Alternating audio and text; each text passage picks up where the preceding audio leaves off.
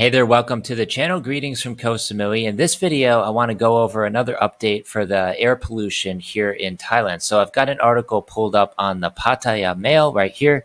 You can see the headline is Global Attention, Air Pollution in Bangkok Hits Dangerous Levels. And the UN says school closures are not the solution. This was published yesterday in the Pattaya Mail. And you can see the picture here. This is, Bangkok enshrouded in a thick smog overhanging the city, reaches hazardous levels leading to school closures and urging citizens to stay indoors. UN stresses school closures are not a long-term solution. International media reports highlight the air pollution crisis in Bangkok, where more than 250 schools were forced to close on Thursday, the 23rd. So 3 days ago now, as I'm reporting this, due to hazardous levels of PM 2.5 particles in the air. So this is a serious issue that seems to be getting worse every year here in Thailand. And they're starting to implement some changes, including, burn bans and limiting trucks coming into the city, as they discuss in this article here, which we'll get to a little bit later. At the same time, authorities urged people to work from home and restricted the entry of heavy trucks into the capital, like I say. According to the AFP, seasonal air pollution has long plagued Thailand, a problem worsened by winter weather with cooler temperatures and stagnant winds, along with smoke from crop burning and vehicle emissions. I would say the crop burning is one of the most serious issues. I can actually come over to IQ Air right here, and you can see on the map here, there's a lot of fires that are popping up all over Thailand and other countries in Southeast Asia as well. In fact, I think some of the biggest cities in Southeast Asia are the most affected by this air pollution right now. So it's mostly due to the fires and then also heavy traffic and industrial pollution as well. On the morning of January 23rd, Bangkok ranked as the sixth most polluted major city in the world based on data from IQ Air, which is the site that I just showed you, with PM 2.5 levels reaching 122 micrograms per cubic meter. The World Health Organization recommends that the 24-hour average for PM 2.5 should not exceed 15 micrograms per cubic meter. And to that point, actually today, the pollution in Koh Samui, where I live, the island in the south, is much better. Yesterday it was up in the upper 120s and 130s. Now it's all the way down to 28. And one of the reasons for that being is that we got some rain yesterday, so it started to clear out the atmosphere a little bit. So yeah, today we've got beautiful sunny weather as usual here in Samui. And if we take a look at Bangkok here, you will see that it's still up in the upper hundreds. So yeah, it's still really bad in Bangkok. AFP reported that earlier this week, Bangkok authorities had advised schools in areas with high PM 2.5 levels to close, and by Thursday morning, 194 out of 437 schools under the Bangkok Metropolitan Administration had shut down, affecting tens of thousands of students. This is the highest number of school closures since 2020, the pandemic, when all BMA schools were closed due to air pollution. Additionally, 58 out of the 156 schools under the Ministry of Education also closed on January 23rd. While there were other schools across the city, including private institutions, no data is available on how many of them shut down. So yeah, a lot of kids are being affected by this pollution as well. They're no longer able to go to school, but only temporarily. Authorities also encouraged people to work from home this week, but it was a voluntary scheme with fewer than 100,000 participants in a city of 10 million people. I think the official population of Bangkok metropolitan area is like 13, 15 million people, something like that. So that's a very small percentage of people that actually chose to work from home. In addition, they imposed restrictions on trucks over wheelers entering certain areas of the capital until Friday, the 24th, so a couple days ago. And here's a key point. The government has introduced incentives to stop burning rice straw and stubble, and has been experimenting with methods like spraying cold water or dry ice over the pollution. However, AFP notes that these measures have had limited impact so far.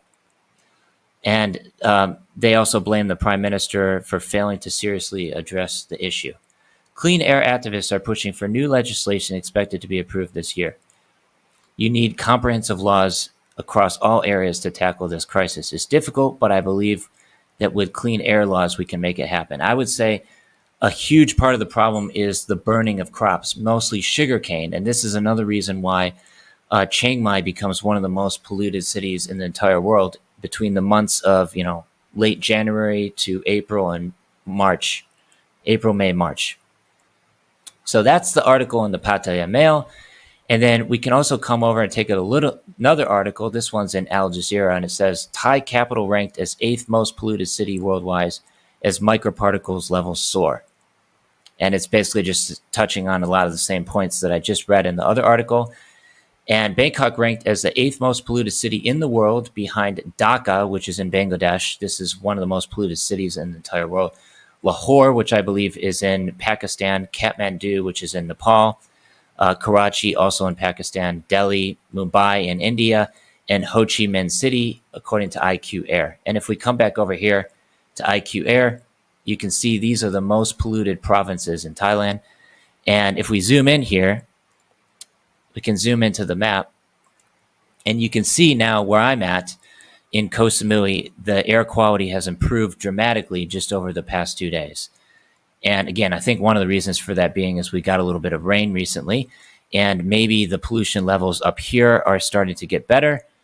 You can also see, like I mentioned in my other video, the wind direction is now moving kind of up towards Bangkok, so it's not really affecting the area where I'm at so much, to a lesser extent. And yeah, as you can see, there's a lot of fires burning all over the place, and that's mostly from the crop burning. So there's fires all over the place up here close to Bangkok, and I would say that's a large contributing factor of the serious pollution levels in the city. And if we take a look over here at Vietnam as well, you can see, and Cambodia, there's fires burning all over the place.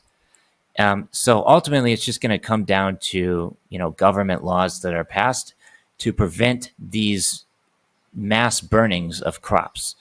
It's looking like over in Vietnam, it's not quite as serious now, but especially Cambodia. Cambodia is just full of fires everywhere. And this is coming off of the tail end of the recent wildfires in Los Angeles, which, was uncontrollable. It just completely destroyed most of metropolitan LA.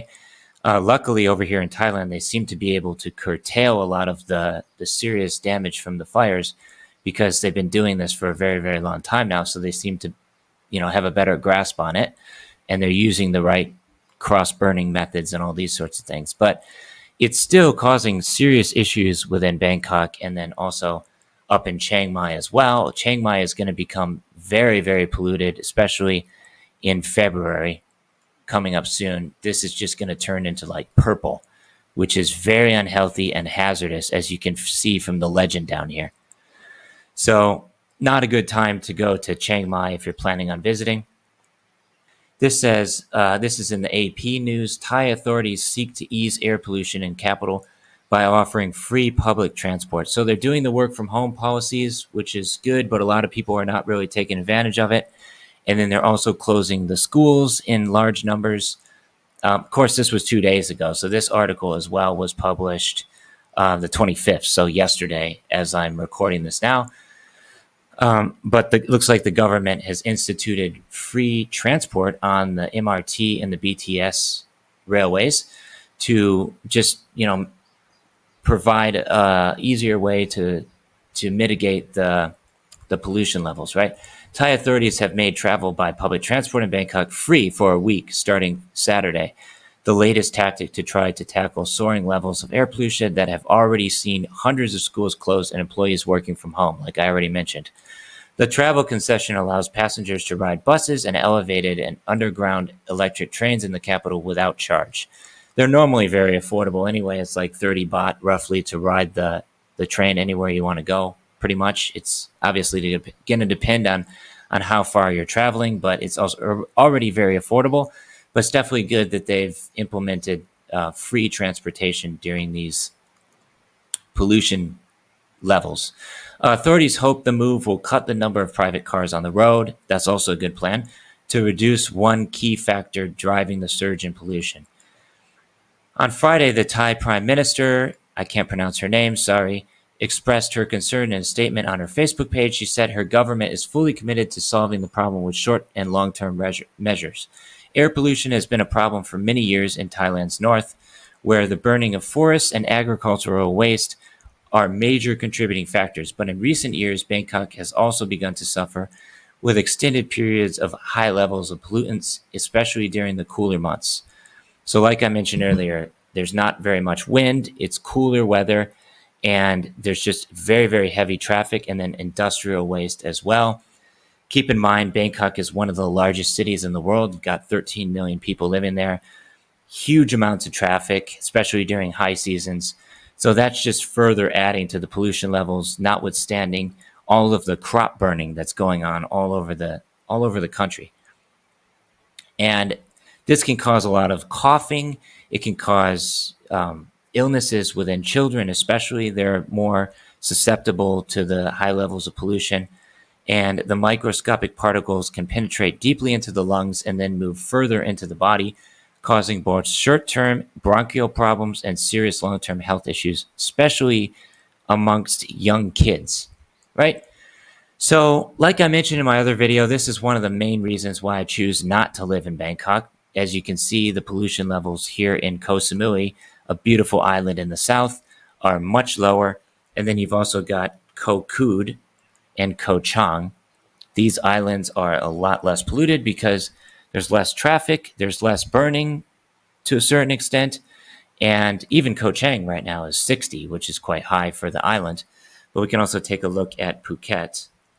So if we look at Phuket here, Phuket 64, which is, not great, but keep in mind Phuket is also a very large island. There's a lot of traffic and, burning on the island as well. But Samui today is looking fantastic. And then you've also got Koh Phangan, which is the next island over. That one as well is, probably in the green zone. So we'll just come down here to Koh Phangan. And even some of the other islands. So Surat Thani, this is the southern part here. Here's Koh Phangan. It's also very good. It's like 30 to 40 roughly. And you can see those wind lines as well. They're moving quite slowly over the islands. And also Surat Thani over here is not too bad. It's 49. And it seems like the south it's less susceptible to the pollution. And then even down here in Malaysia, especially like Kuala Lumpur, is also very low levels of pollution as well. So as you can see, there's not as much burning in Malaysia. This is one of the main contributing factors, I would say, to the high levels of pollution. So hopefully the new prime minister will start implementing some clean air acts to prevent the high levels of burning crops all across the country. I think that would solve the issue dramatically. Only time will tell. But for the most part, life is pretty good here on the islands. Pollution levels are pretty much, green year round, either that or yellow or orange. And, some of the cities back in the US, I'm originally from the US, the air quality in a lot of the major US cities is actually really, really good.